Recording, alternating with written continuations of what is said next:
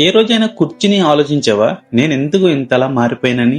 ఏ కారణాల వల్ల మారిపోయాను? ఎవరి వల్ల?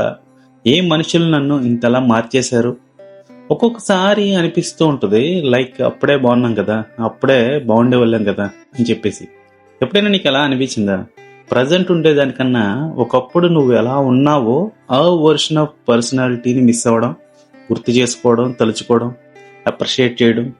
మన లైఫ్లో కొంతమంది మనుషుల వల్ల, లేదంటే కొన్ని సిచ్యువేషన్స్ వల్ల మనం ఎలాగైతే ఉండేవాళ్ళం అలా ఉండం, తెలియకుండా మారిపోవాల్సి వస్తూ ఉంటుంది. అండ్ ఒకరోజు కూర్చుని ఆలోచిస్తూ ఉంటే ఒక ఫియర్ స్టార్ట్ అవుతుంది. The fear of never being same person again.